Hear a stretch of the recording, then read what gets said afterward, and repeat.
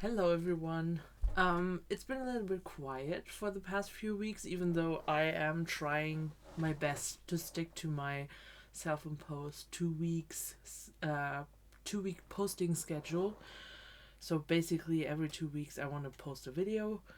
Because I was on vacation the past week in London, which is what this video is about. So me and a friend went to London with the Eurostar. That was the first time that I took the train to go to the United Kingdom, and it was actually really chill. It was a really relaxed experience, at least getting there, because we had 2 hours in Brussels. When we came back, not so much because the the train was delayed, and then we had to rush from one platform to the other one to catch the connecting train back to Germany. But we did, and now I'm back home. So of course now I have to do a London book haul, and I thought I would make it a little bit more exciting, and also include some non-bookish items here, because whenever I'm in the United Kingdom or anywhere in Great Britain, I have to do a snack haul as well, and take a lot of not healthy. Why would I say healthy? A lot of delicious things back to Germany with me. So that's where I will start very quickly, just going through. So first of all, of course, crumpets. I love crumpets, and I think it's a crime that these are not available in Germany. They should just import them, because I would buy all of them. So whenever I go to anywhere that sells crumpets, I have to get them and then take them home with me. Next, Jaffa cakes. I got the yuzu lemon flavor just to try something new. I got Jammy Dodgers, raspberry flavor. I got protein flapjacks because, yeah, not really for the protein, just because I think these taste nice. My favorite snack for the longest time was the Nature Valley protein bar, which is peanut and chocolate flavor. These weren't available in Germany for the longest time, but I have recently discovered that they are now available for purchase. So I can also get these when I'm at home, which is nice. And then I also got hot cross buns, apple and cinnamon flavor, which I'm excited to try. And then some digestives that were left over that I bought for while we were there, but I didn't even open because I had a lot of different other snacks. So those were the snacks. I also have one other bookish item that I really have to show off, which is a pair of socks that I got with this lovely design. It's a gentleman and a horse, and I saw these. I considered like going away without buying them. But if you know me, you know that I'm obsessed with horses. So I had to get these, and I'm excited to wear them because look at them. So cute. Yeah. Okay, so those were all of the non-bookish things. And now I will get to my book haul. So I have sectioned these a little bit according to genre. So I'm starting off with 2 nonfiction books. First is The Library of Fragile History, and I hope... Okay, maybe this is not like this. By Andrew Pettigrew and Arthur Derverduin. Yeah, and it's a nonfiction book about the history of the library as an institution, which I found really interesting, and I have been eyeing this for a long time. So when I saw it again, I just thought, okay, I have to get it. And I'm excited to read this because I'm doing this video about all the books that I bought, so you know that I love books. I also really like libraries. I didn't have a library card for the longest time, but I have been an avid user of my local library in the past 2 years, and I think they just do such important work, and are such important places in a city. So I'm excited to read about the history of the library and where they started. Hopefully, I will get to know some more. Um, the other nonfiction book I got was by Gisèle Picot, A Hymn to Life. Shame has to change sides. Um, if you don't know who this woman, she's French, and there was a very long trial, because she was raped so many times by both her husband and a multitude of other men. And she decided that the trial was to be held publicly, and it was a really big thing, and it also caused some rape laws in France to change based on what was happening in the trial. And this is the first time that she is speaking about this in her own words. I know that I think her daughter has also written a book, which I haven't read yet. But I knew that I had to get this as soon as I knew that this was happening. And I wanted to read. I mean, I could have gotten it in German as well. It would still have been a translation, but I saw this in London and then I had to pick it up. I already read this, so I think this was a really, really good book. And I think you should just read it and give it a read just to kind of be in the know what she's talking about and what she went through. And I think it's very admirable to see her talk about this, and it kind of also shines a light from a very different perspective than I had seen this trial in before. So this was a very valuable read for me. Also very difficult, but definitely worth it. Now we get to the fiction section. So I was actually surprised at how many fiction books that weren't SFF I picked up, but I just did. So the first one I have is A Beast Slings Towards Beijing by Alice Evelyn Yang. I just I don't know, the cover was intriguing. I picked it up, I read the blurb. It's about like intergenerational trauma. It's about dad, I think, leaving and then coming back. It's about like it's about some historic things, Japanese occupation, and so many more things. So I saw this once, then I didn't pick it up, and then in another bookstore I saw it again. So then I was like, okay, I have to pick this up. And the bookseller who sold me this actually said, okay, it might be early in the year, but this is so far my best read of 2026. To which I responded, that's high praise, and I'm all the more excited to read this. Yeah, so basically that's it. I don't know anymore. I just know that the cover's really nice, that I thought it sounded intriguing, and I am, as may have been obvious, I am trying to read more Asian authors, specifically East Asian and like Chinese, South Korean. So this is by a Chinese American, but it is set in China, so I'm just excited to read it.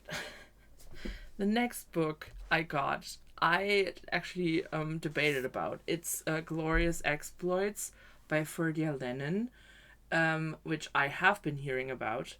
It's about an ancient Sicilian prison camp, as far as I know, and the prisoners of war there put on a theater production, and then it just goes on and on and on about basically, what is it? Basically, it's just like kind of philosophical in that way. And it also speaks about the value of art, which is always something that I'm interested in. So this was high on my list, and then I was debating whether I wanted this cover or the US cover, which is, I think, really, really funny, really interesting. And I will show it here. Um, but I ultimately thought to myself, okay, I will just pick it up because in person this didn't look as bad as I had seen on social media and on Goodreads. So I ultimately picked this up, and I'm also really excited to start this. It's also fairly short, so I might get to this in the near future. I hope I will. The next book I got is Ragnarok by A.S. Byatt. I have been reading A.S. Byatt since late last year after my professor kind of recommended her stories and her writing to me.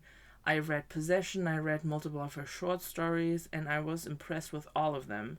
I really liked her writing style. I really liked the way that she addresses themes in her books.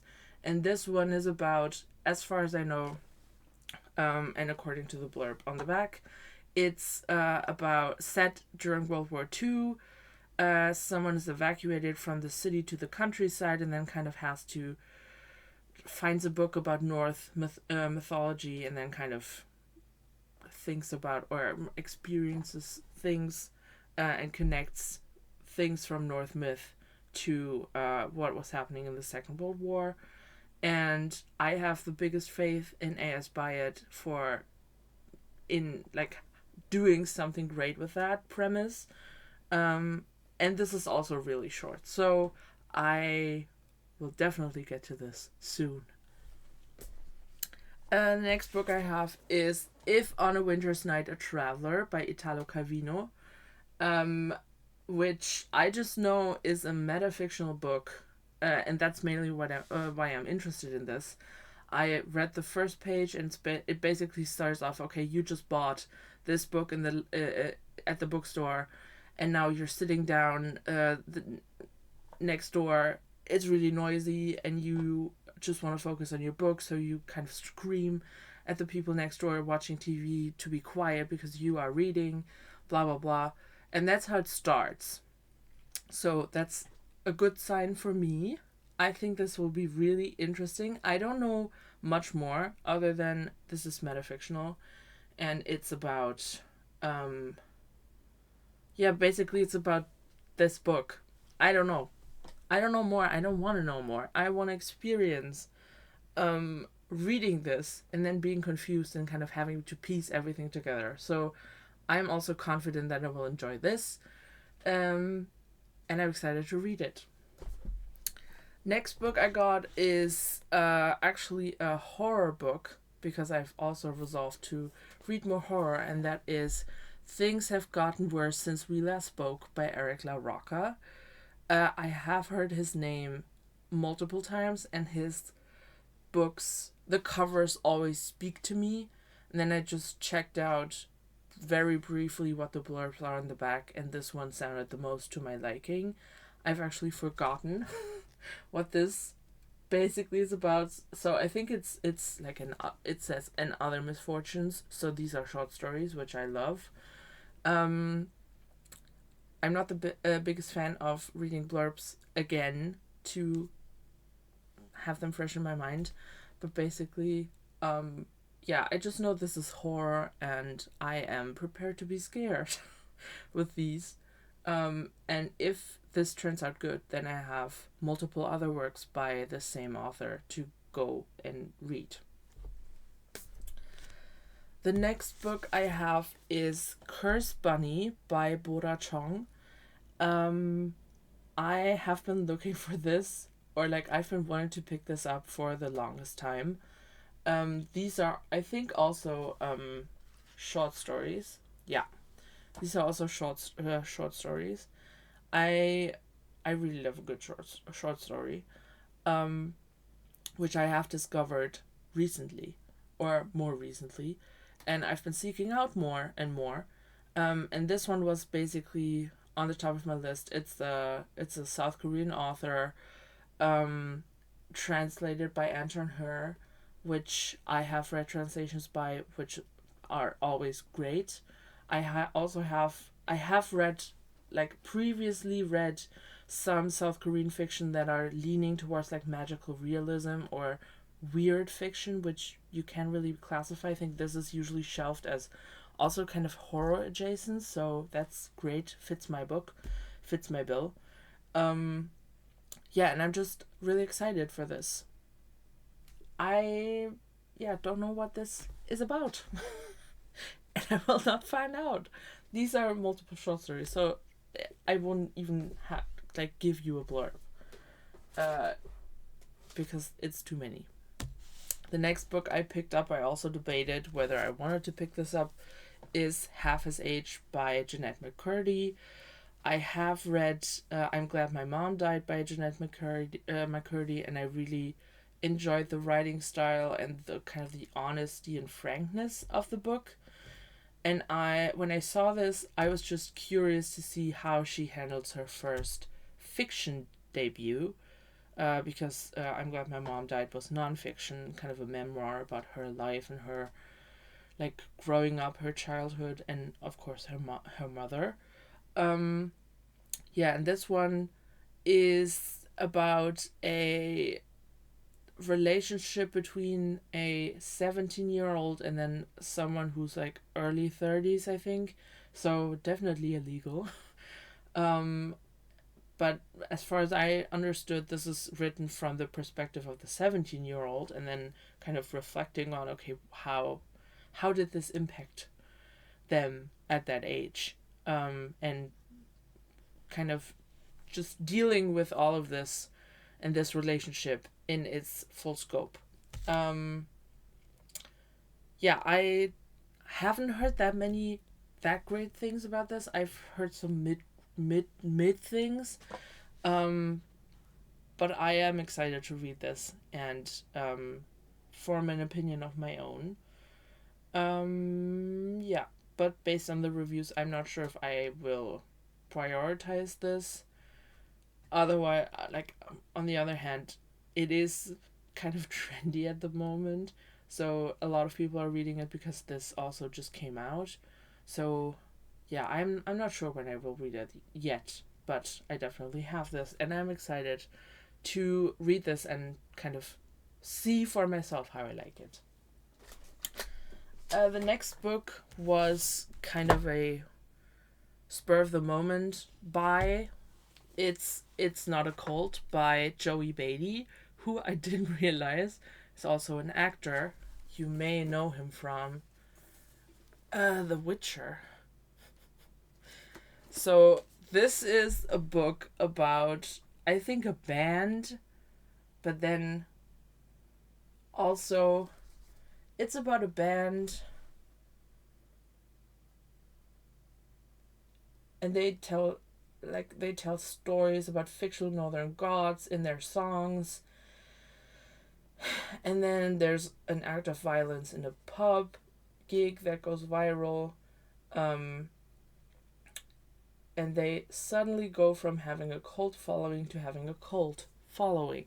So basically kind of about musicianship, about bands, about fan culture, I would say, and then also about kind of cults. I don't know, it just mixes things in an interesting way that I was intrigued by. Also, this book, because it was a little bit like damaged, was a few pounds off, so I had to get I mean, I didn't have to get this, but I wanted to get it, and it was a good excuse because it's a hardcover, and I thought it just sounded interesting. On top of all that, so yeah, excited to read this. We are now at the SFF section of this video, so these are the books that I picked up. Fire Upon the Deep by Vernon Winch, in the SF Masterworks edition. I randomly saw this. I only knew the other, like the US cover of the mass market paperback. And I had seen this around. I had seen this recommended multiple times. Yes, and I'm always interested in more classic science fiction and fantasy stories because I like kind of tracking where trends came from, or like where how the genre developed, how we came to the stories that we now have. And it kind of like reading older books is also kind of a time capsule about which issues were at hand during the time that they were written in. So I'm excited to read this as well. I don't remember much. I don't remember anything about what the plot is. I just heard that it is good. I heard it recommended, so I picked it up. The next book I have is Ascension by Nicholas Binge. When this came out, I had my eye on it, and then I didn't really pick it up. But I saw this in paperback now, and I read the blurb again. It's about a mountain suddenly appearing in the middle of the Pacific Ocean. No one knows where it came from, but then a team of scientists is sent out, and they never return. And I think this is told by the person whose brother went to the mountain and didn't come back, and kind of just figuring out what happened on the mountain, what's or who is on top of the mountain. Yeah, and I just thought that this also sounded really good. Kind of also this touching point between horror and science fiction. So, yeah, just intriguing overall. The next book I have is Dark Matter by Blake Crouch. I've also heard things about this book. Basically, it's about maybe alternate universe. Someone is abducted or something, then knocked unconscious, and when he comes back to, he the world isn't as he remembers. He doesn't have. I think he doesn't have. His wife is not his wife. His son was never born, and Jason is not an ordinary college physics professor. Is it this world or the other that's the dream? So kind of like an reflection on reality and how we access reality, and then also questioning those, which I also really, really love. I really love stories like this, so I hope that this will be right up my alley, but also kind of like horror-y, which I am trying to read more of. So that's hence this is why I bought this. Okay, now the fantasy books. The first one I have looks a little bit battered, and that is Heart of the Weirdwood by R.J. Barker. If you can tell, I bought this on the last day, which was 2 days ago on Friday, and yeah, when we went back, or like we didn't go back, I bought this first thing in the morning, and then in the afternoon it started raining, and my bag wasn't waterproof, so this soaked up a little bit of water, and then I kind of blow dried it at the hotel. This is why it looks like this, and I was a little pissed about it, but whatever. So this is the final third book in the Weirdwood trilogy. I have Gods of the Weirdwood, which is the first one. Haven't read that yet. I don't own the second one. I don't know why. I think I remember that this was £1 off, so that's why I got the third one and not the second one. But yeah, I have multiple books by R.J. Barker that I still have to read, so I thought it doesn't hurt that I'm buying the third one, because I will have enough time to pick up the second one when I do start Gods of the Weirdwood. The next book I have is Piranesi by Susanna Clarke.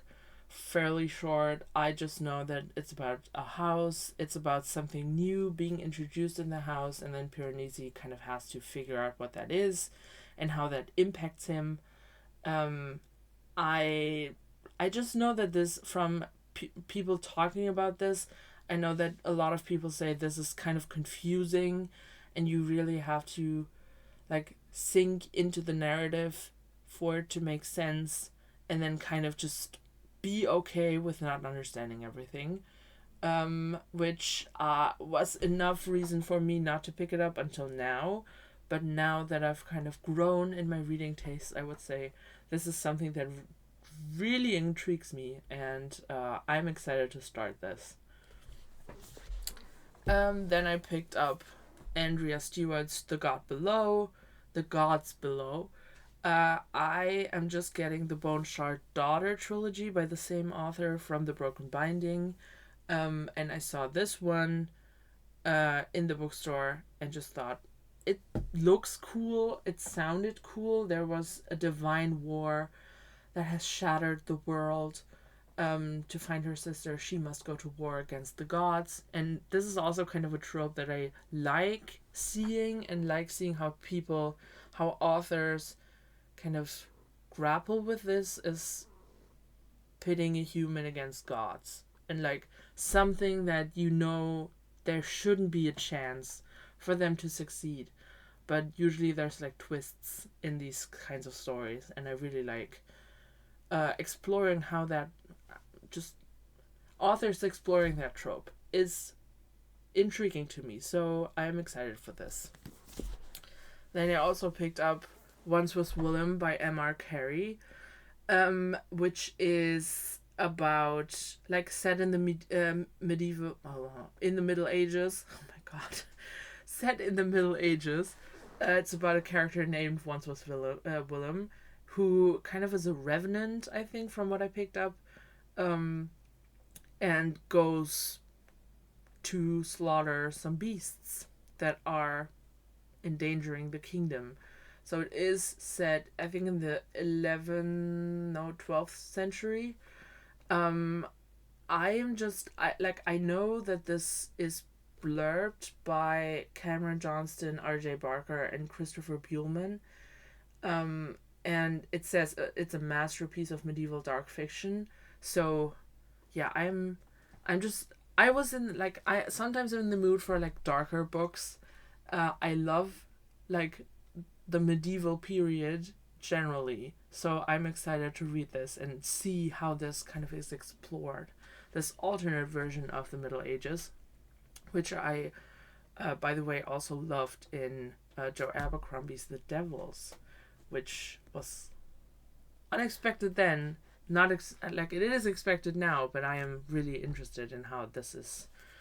My only gripe about this book is that the print is very small. Like, why don't you print it a little bigger and, like, do some more pages? Okay, the next book I also didn't plan on picking up is the second book in the Dungeon Crawler Carl series, Carl's Doomsday Scenario by Matt Dinniman.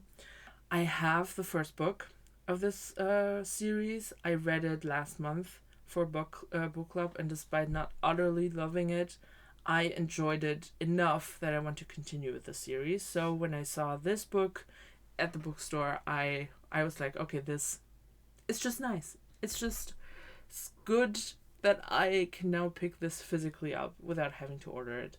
So I went ahead and did pick this up. This is kind of a lit RPG series about a guy and the cat of his ex-girlfriend stumbling into a dungeon that is set on Earth by an alien invasion. And it's basically televised, so people tune in from all over the galaxy to watch this dungeon crawl, and Carl is one of the dungeon crawlers. And then it's basically just about exploring the floors, going deeper into the next floor, and battling monsters, and then kind of running into other crawlers. And yeah, basically a fun romp is what I would call it. The humor is sometimes a little questionable, I think. Also kind of misogynistic. But, like, aside from those maybe little gripes, very enjoyable, I think. And I am excited to continue this soon. And then the last book I have is The Red Winter by Cameron Sullivan, which is a story about the beast of Geworden. I'm not sure if you pronounce it like that. Basically the first werewolf. And this is brand new, so this came out I think 2 weeks ago something. I saw it, I knew I had to get it. I didn't get the Waterstones exclusive edition, which would have had a little bit like nicer edges, but I am excited to read this. And I like the cover design, and it's a debut, so also these flowers. Yeah, so probably we will check this out sometime this year, I think. That's my plan, at least. So these were all the books that I got in London. I now have, I think, around, I didn't even count them. I now have around 20 more books to read, or more, probably more. On top of all the books that I already own and haven't read yet. Yeah, and I will get back to you to let you know how I feel about these books in one of my future wrap-ups. Thank you so much for watching. If you have recently purchased any books, let me know. And if you've read any of the books that I mentioned, also let me know in the comments. See you in my next video. Bye bye.